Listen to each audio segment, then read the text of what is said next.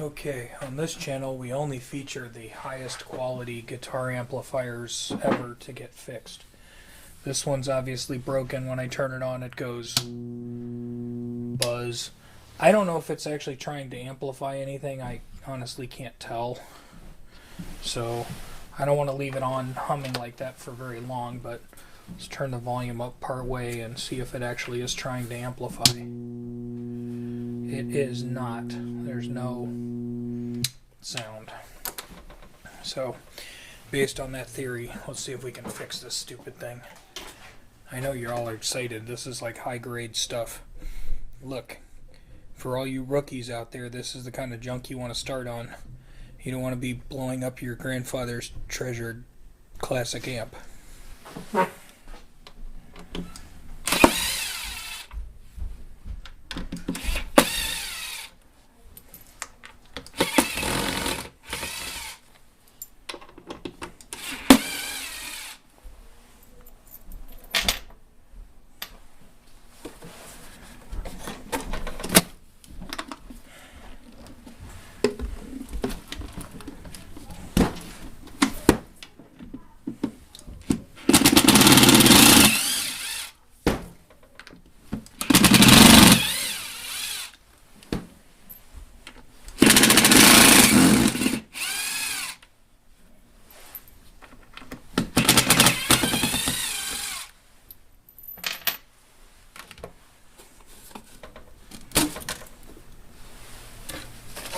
Now, this particular unit, I can unplug the speaker, and the speaker bolt or the chassis bolts are easily accessible. That already puts this a half a step above a Behringer that I recently worked on.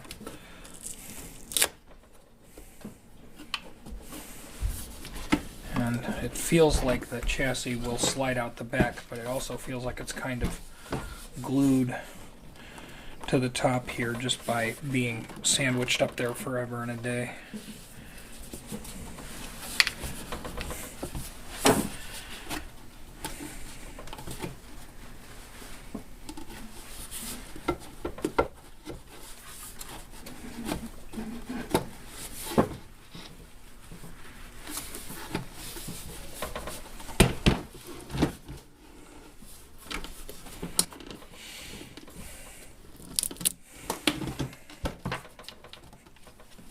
I wonder if this speaker plate really needs to come out to give more space. Let's try that.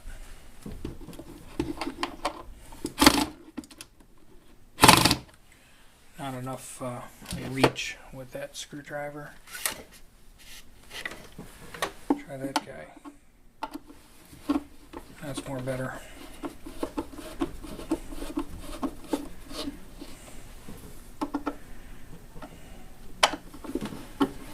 This obviously needs to be cleaned. It's kind of gross, but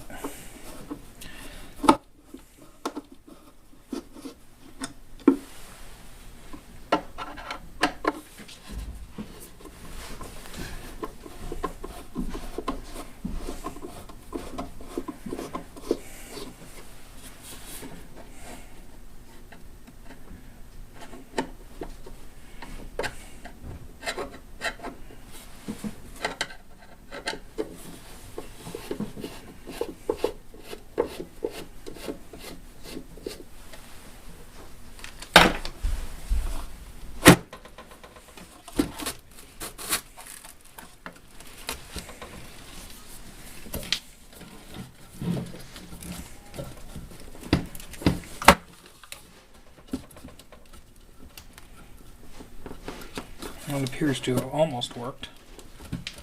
It's still, there we go. Okay, so we're free. Hooray.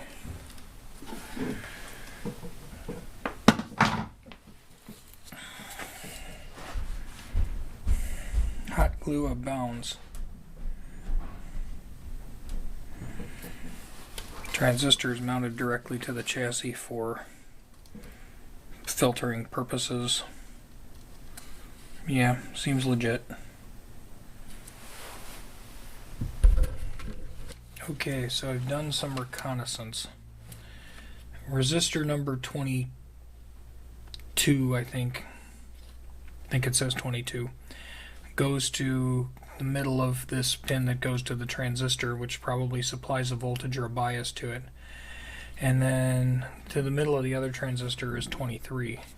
So I would assume those are probably symmetrical. R23 looks damaged and R22 is blown to snot.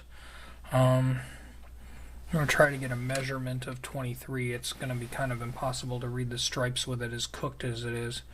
But it kind of measures about 5 ohms, 4.7 ohms maybe.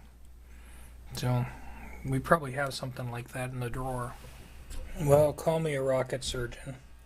I replaced those 2 resistors, and upon applying power they didn't immediately burn up. I replaced like quarter watts with half watts, but they were getting hot, so I reduced the voltage going into it a bit, and I discovered that this op amp right there, which is a 4558, it's one of these little guys, that was getting hot. So I switched out the op amp, and like magic, we're working again. Hooray. Okay, well, I should probably clean the controls and give it a bath. But basically, without a schematic or anything else, I just kind of had to play follow the heat. So these resistors were hot. They were the ones going to those transistors which didn't test as shorted. But when I started adding voltage back to it after changing those resistors, this op amp got hot. So I changed that op amp, and now the amp works.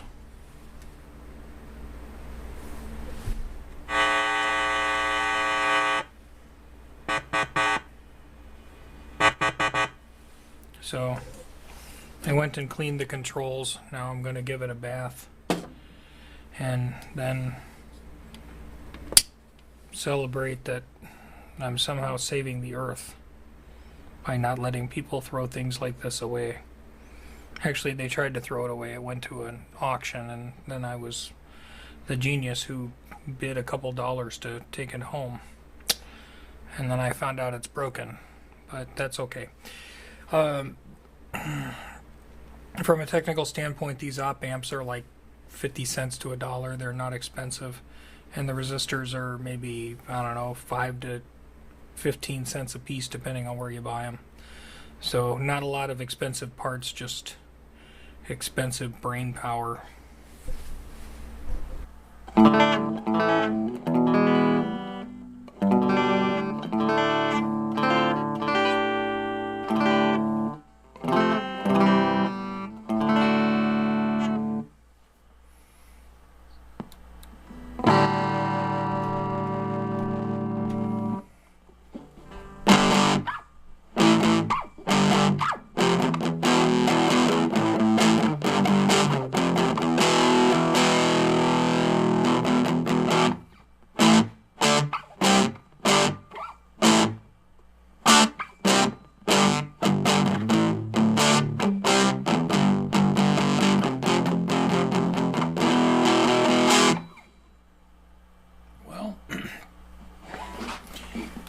It's fixed.